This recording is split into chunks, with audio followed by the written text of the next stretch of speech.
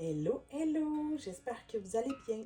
Lorsque je suis arrivée à l'hôpital, tout est allé très vite. On m'a installée dans une chambre partagée avec une autre patiente.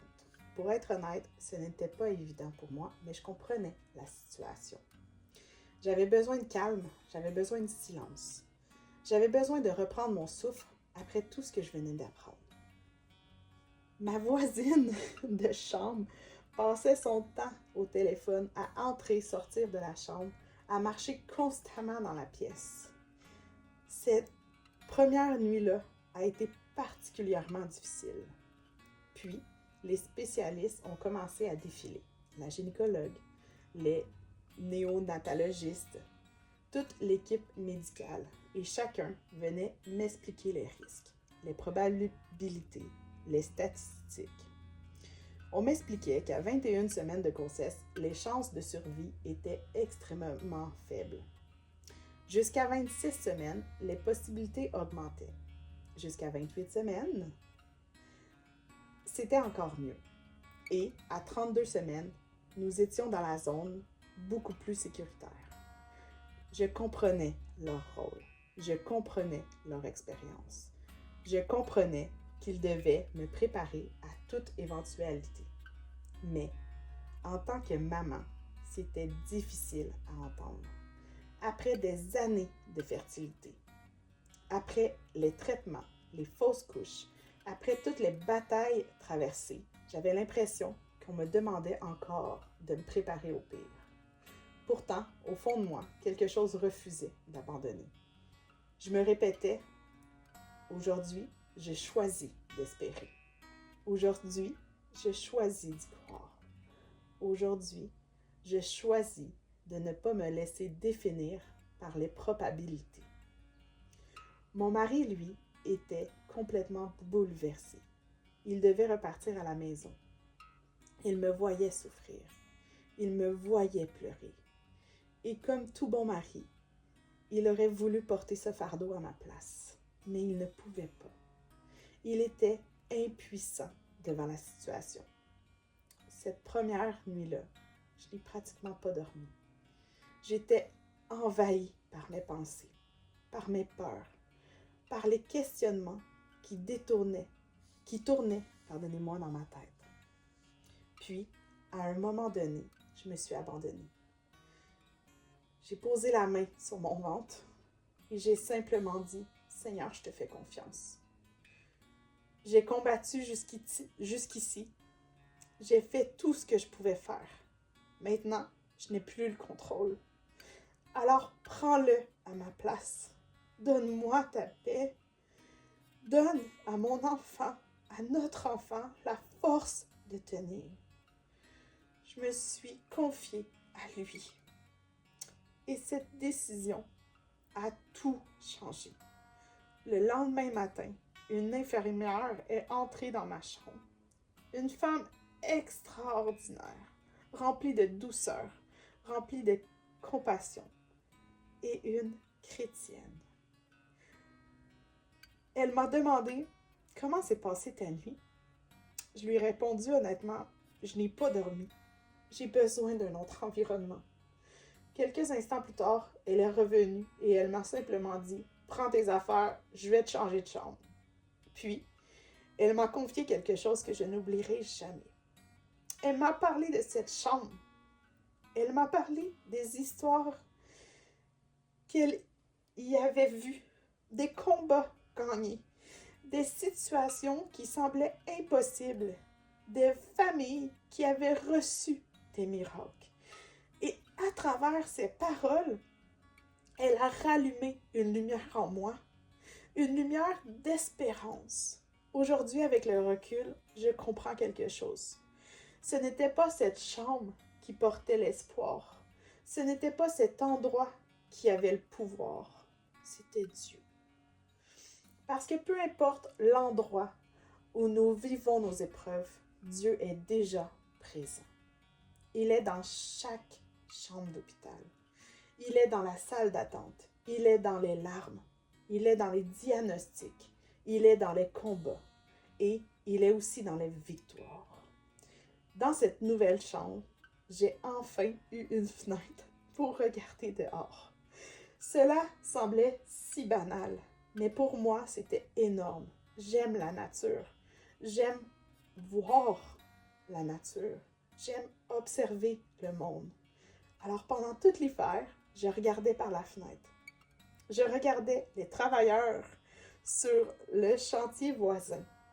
Je m'inventais des histoires. Je les observais travailler. Et cela occupait mes pensées. Cela m'a aidé à tenir. Puis, quelque chose d'encore plus important s'est produit. J'ai commencé à ouvrir ma Bible. Je possédais une Bible depuis longtemps, mais je ne l'avais jamais vraiment lue. Et lorsque j'essayais, je trouvais ça difficile. Alors, je me suis mise à l'écouter. J'ai téléchargé l'application de la Bible et chaque jour, je l'écoutais. Pendant mon hospitalisation, j'ai parcouru une grande partie du Nouveau Testament. J'écoutais des enseignements chrétiens, des témoignages, des histoires de guérison, des récits de miracles. Je nourrissais mon esprit avec l'espérance plutôt que la peur. Et, peu à peu, quelque chose changeait à l'intérieur de moi. Je ne regardais plus seulement les circonstances. Je regardais celui qui est au-dessus des circonstances. Pendant que les médecins me disaient « Gagne une journée de plus », je répondais « Nous allons aller jusqu'au bout ». Lorsqu'ils me disaient « Gagne une semaine », je répondais « Mon enfant va tenir ». Je ne me rebellais pas contre leur expertise. J'écoutais leurs conseils. Je respectais chacune de leurs recommandations. Je restais alitée. Je faisais tout ce qu'on me demandait, mais en même temps, je refusais de laisser la peur devenir ma vérité. Les semaines ont continué à passer. Une à une, contre toute attente, j'ai passé 8 semaines à l'hôpital. 8 semaines à me battre. 8 semaines à espérer. 8 semaines à apprendre à faire confiance à Dieu comme jamais auparavant.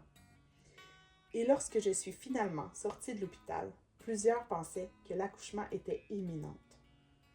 Pourtant, notre petite fille continuait de s'accrocher, encore et encore, malgré les pronostics, malgré les inquiétudes, malgré tout ce qui avait été annoncé. Puis, vers la fin de ma grossesse, une conviction très forte s'est imposée en moi. Je devais accoucher à Sherbrooke. Plusieurs me disaient que je pouvais être transférée ailleurs, que ce serait plus simple. Mais au fond de moi, je savais que je devais rester là. Je ne comprenais pas pourquoi à ce moment-là. Je savais seulement que c'était ce que je devais faire. Après la naissance, j'ai tout compris. Notre fille est née avec une malformation. Et elle aurait de toute façon été transférée à cet hôpital spécialisé. Dieu savait déjà. Bien avant nous, bien avant les médecins et bien avant les événements. Aujourd'hui, si je partage ce témoignage, ce n'est pas pour vous convaincre de quoi que ce soit. C'est simplement pour vous dire ceci. Parfois, Dieu nous guide de la façon très subtile, à travers une conviction, à travers une pensée persistante, à travers une paix que rien ne peut expliquer.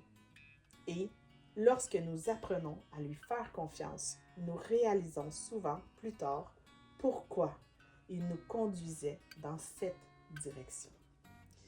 Alors, si vous traversez une épreuve aujourd'hui, prenez un moment pour lui parler. Présentez-lui votre fardeau. Présentez-lui vos peurs. Présentez-lui vos questions. Puis, écoutez. Parce que Dieu parle encore. Et lorsqu'il guide, c'est toujours avec amour. J'aime rappeler cette vérité. Dans le mot impossible, il y a déjà le mot possible. Même lorsque personne n'y croit. Même lorsque tout semble perdu. Même lorsque vous êtes le seul à espérer encore. Continuez. Déclarez les belles choses sur votre vie. Moi, j'ai toujours déclaré qu'il allait me provoquer, que j'allais arriver à terme, même s'ils n'y croyaient pas. Ils ont dû venir à l'évidence parce qu'ils m'ont provoqué. Et ce que j'ai déclaré de ma bouche est arrivé. Dieu voit, Dieu sait. Il connaît chacune de vos batailles, il connaît chacune de vos larmes. Et il travaille souvent bien au-delà de ce que nous pouvons comprendre. Soyez bénis et au plaisir de continuer à grandir ensemble. Shalom, bien-aimés.